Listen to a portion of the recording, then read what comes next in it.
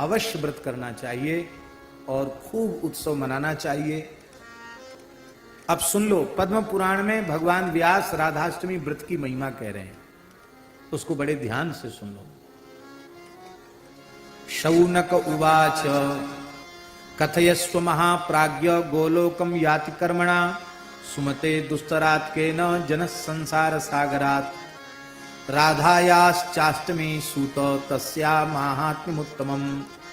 शौनक जी महाराज पूछ रहे हैं कि हे सूत जी महाराज,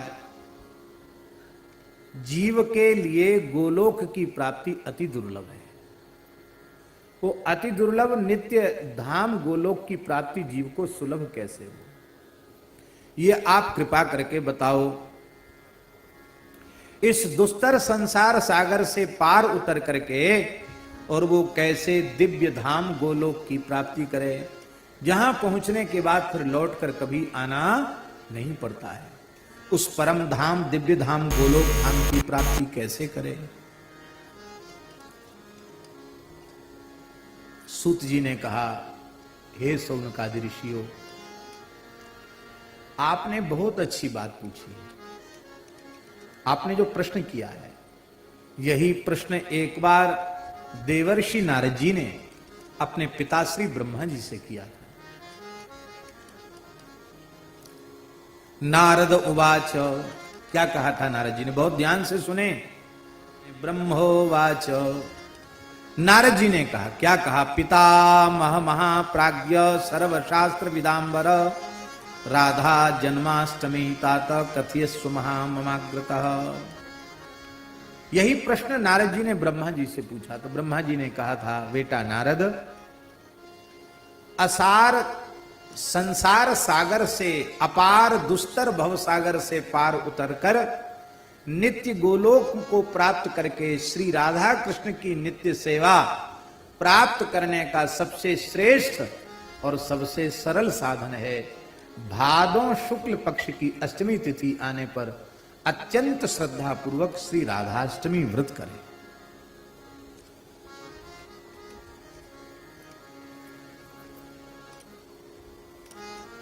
ब्रह्मोवाच,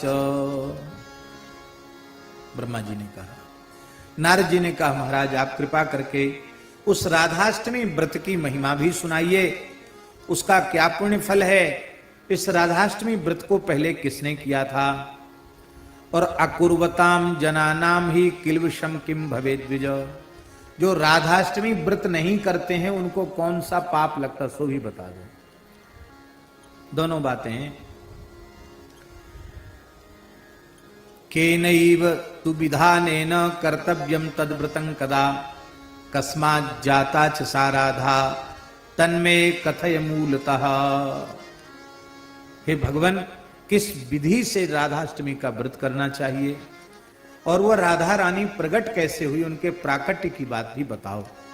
ब्रह्मोवाच, श्री ब्रह्मा जी महाराज कह रहे हैं, राधाष्टमी व्रतम राधा जन्माष्टमी वत्स शृणुस्व सुसमाहिता कथयामि समासेन समग्रम हरिणा विना। राधाष्टमी, राधा जन्माष्टमी के संबंध में हम तुम्हें सुना रहे हैं, तुम समाहित चित्त से सुनो। नारद जी कहते थे, महाराज विस्तार से सुनाओ। ब्रह्मा जी बोले, विस्तार से नहीं सुनाएंगे, समासेन, संक्षेप में सुनाएंगे। क्यों? भगवान के बिना राधा रानी के तत्व को और कोई दूसरा नहीं जान सकता, कोई दूसरा जान ही नहीं सके तो हम कहां से वर्णन करेंगे, संक्षेप में सुनाएंगे। कथितम तत्फुलम पुण्यम न शक्नोत्यपि नारद कोटि जन्मार्जितम पापम ब्रह्म हत्यादिकम महत् कुर्वन्ति ये सकृत भक्त्या तेषाम नश्यति तत्क्षणात्। कहते हैं, इसके पुण्य का वर्णन करने की हमें सामर्थ्य नहीं है। करोड़ों जन्मों के ब्रह्म हत्या जैसे भयंकर पाप भी केवल एक बार श्रद्धा पूर्वक राधाष्टमी व्रत कर लें तो उनके उसी क्षण नष्ट हो जाते हैं। एकादश्या सहस्रेण यत् फलम लभते नरः राधा जन्माष्टमी पुण्यम तस्मात् छत गुणाधिकम।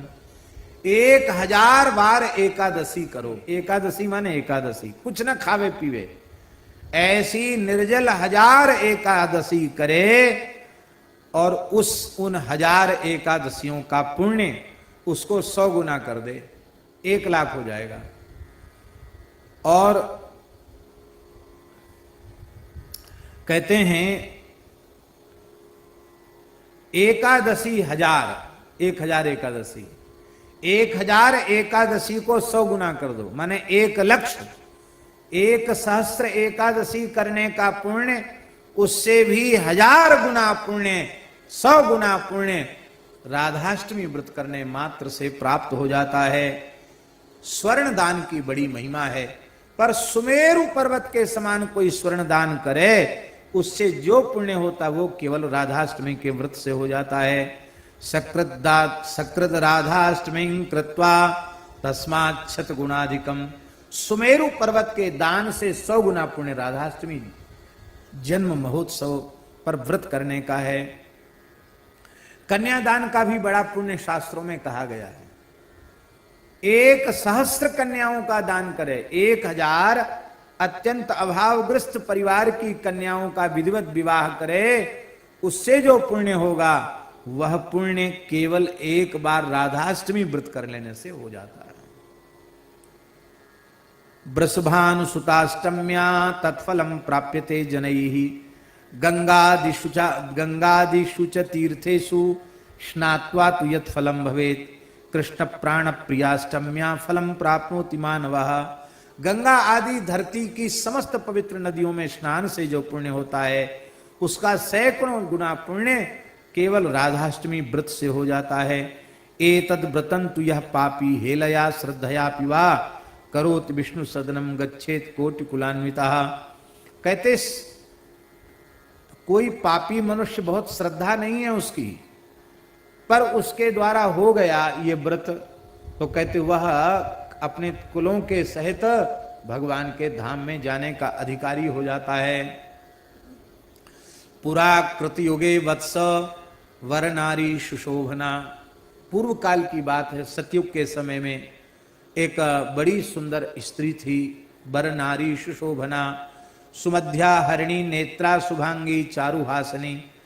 बड़ी सुंदर मध्य भाग वाली, शुभांग वाली, पवित्र अंगों वाली, निर्दुष्ट अंग वाली और सुंदर हास्य वाली, हरिणी के समान नेत्र वाली एक बड़ी सुंदर सुकेशी चारुकर्णी, जो सुंदर केश और कर्ण वाली लीलावती नाम की एक परम दिव्य स्त्री थी, नारी थी। तया बहूनि पापानि कृतानि सुदृढ़ानि च। कई बार रूप भी हमारे पतन का कारण बन जाता है। उस स्त्री का वह उत्तम रूप, लीलावती नाम था उसका वह उत्तम रूप ही उसके पतन का कारण बन गया। उसने बहुत से पाप किए। एकदा साधना कांक्षी निस्तृत्य पुरुतस्वतः। देखो 12 बरस में घूरे के दिन भी बदलते हैं। आखिर पाप कर्म करते करते इसके मन में एक बार ग्लानि हो गई। मन में आया कि अरे हमने ठीक नहीं किया, कितना दुर्लभ शरीर भगवान ने हमको दिया और हमने मनमाने कर्म करके। थोड़ा वैराग्य जगा उसको, लीलावती को वैराग्य जगा तो अपने नगर से बाहर की ओर वो आई, अपने नगर से बाहर आई। साधन कोई ऋषि मुनि महात्मा से हमको साधन मिले इस इच्छा से आई। और वहां आकर के उसने क्या देखा कि कुछ महात्मा लोग, वैष्णव लोग एक मंदिर में राधाष्टमी उत्सव मना रहे हैं। राधा कृष्ण के विग्रह का स्वरूप का सुंदर दूध दही घृत पंचामृत से अभिषेक कर रहे हैं और बड़ा सुंदर कलश आदि रख करके सुंदर उत्सव मना रहे हैं। तो उसको बड़ा आश्चर्य हुआ, वो विचार करने लगे कि क्या, उसके लिए तो नया था, ये क्या हो रहा है। राधाष्टमी व्रत परा, राधाष्टमी व्रत परा सुंदरे देवतालय गंध पुष्पैर धूप दीपै वस्त्रै नाना विधि फलैहि। गंध पुष्प दीप अनेक प्रकार के फलों से भक्ति पूर्वक श्री राधा रानी के श्री विग्रह का, राधाया मूर्ति उत्तमाम लिखा है महाराज जी इस पर। इसलिए इस तिथि पर घर में राधा रानी का स्वरूप, ठाकुर जी का जो स्वरूप है, उनका जरूर पंचामृत से विधिवत अभिषेक कराना चाहिए। सुंदर श्रृंगार करना चाहिए, सुंदर भोग धराना चाहिए, और फिर इसके बाद बधाई उत्सव करने भी लिखा हुआ है। क्या करना चाहिए? केचिद गायन्ति नृत्यन्ति पठन्ति स्तवमुत्तमम्। कुछ नाच रहे हैं, कुछ गा रहे हैं, कुछ बजा रहे हैं, कुछ सुंदर सुंदर स्तोत्रों से राधा रानी की स्तुति कर रहे हैं।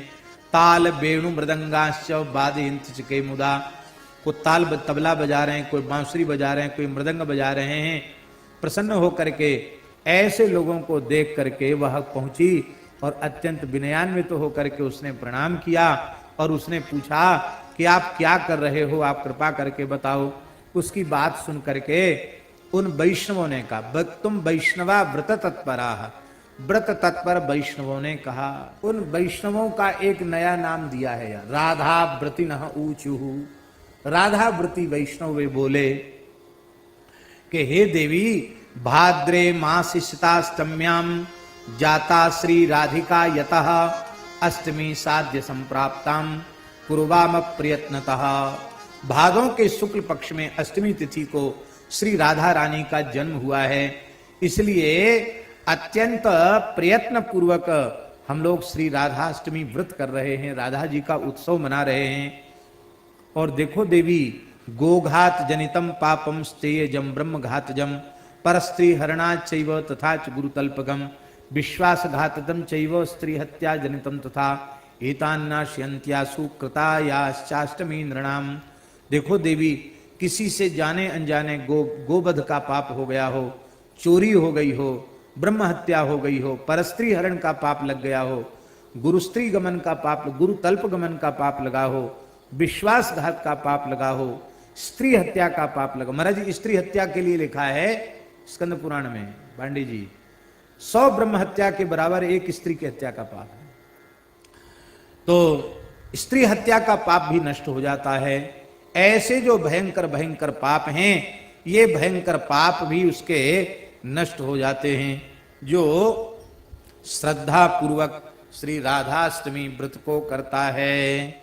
अब तो उसको सुन करके उस स्त्री को अपने पाप याद आने लगे, वो रोने लगी। उसने कहा, महात्माओं, मैंने तो बहुत पाप किए, मेरा रूप ही मेरे विनाश का कारण बन गया। अब मेरे ऊपर भी कृपा करो कि मेरे ये सारे पाप नष्ट हो जाए, मेरा कल्याण हो जाए। तब उन वैष्णवों ने कहा, राधा व्रतियों ने कहा कि देवी दुख मत करो, श्री कृष्ण पतित पावन हैं, राधा रानी पतित पावनी हैं, वे तुम्हारी ऊपर कृपा करेंगी, तुम श्रद्धा पूर्वक राधाष्टमी व्रत करो। अब तो प्रसन्न होकर उसने कहा कि मैं अवश्य राधाष्टमी व्रत करूंगी। तत्रैव व्रतवि सार्धं कृत्वा सा व्रतमुत्तमम्। अभी उसने कुछ खाया पिया तो था ही नहीं, उसने निश्चय कर लिया और उनके साथ ही वो व्रत करने लगी।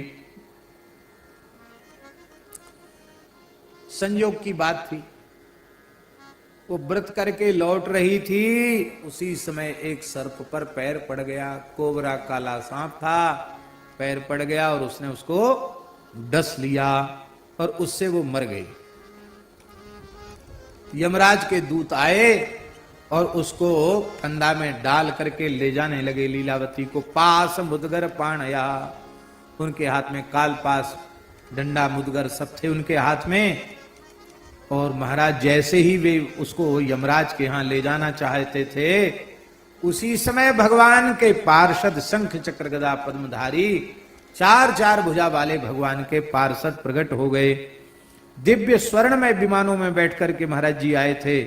उन्होंने चक्र धाराओं से पास के टुकड़े टुकड़े कर दिए और उसको प्रेम से उसको विमान में, रथ में बिठा लिया। एक रथ लेके आए थे, उसको बिठा लिया और वे बड़े प्रेम से गोलोक धाम उसको ले गए।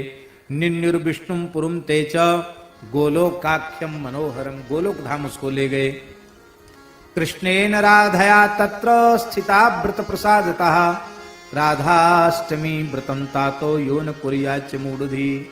तो देखो, सूत जी महाराज कह रहे हैं, देखो ऋषियों, वो लीलावती जिसको नरक जाना था, वो एक बार जीवन में व्रत उससे बन गया और उसकी महिमा से वो नित्य गोलोक की अधिकारिणी हो गई। इसलिए राधा कृष्ण की सेवा उसे नित्य गोलोक में प्राप्त हो गई। इसलिए जो राधाष्टमी व्रत नहीं करता है वो मूढ़ मनुष्य है। नरकान निष्कृतिर नास्ति कोटि कल्प शतैरपि, तो करोड़ों कल्पों तक भी नरक से उसका उद्धार नहीं होगा। और स्त्रियश्च यान कुर्वन्ति व्रत में तच्छुभ प्रदम, जो पुरुष नहीं करते उनको ये पाप लगता है, जो स्त्रियां नहीं करती उनको भी यही पाप लगता है। ये इस व्रत को करने से श्री कृष्ण प्रसन्न हो जाते हैं, राधा रानी प्रसन्न हो जाती हैं, सारे पाप नष्ट हो जाते हैं और अंत में भगवान के नित्य धाम को प्राप्त करता है। और जो नहीं करता उसको यमराज के यहाँ जाना पड़ता है। बोलो भक्तवत्सल भगवान की जय। राधाष्टमी की कथा जो श्रद्धा पूर्वक सुनता है वो संपूर्ण पापों से मुक्त होकर के भगवान के धाम में पहुंचने का अधिकारी हो जाता है। सर्व पाप विनिर्मुक्तश्चान्ते याति हरेर गृहम। बोलो राधा रानी की जय।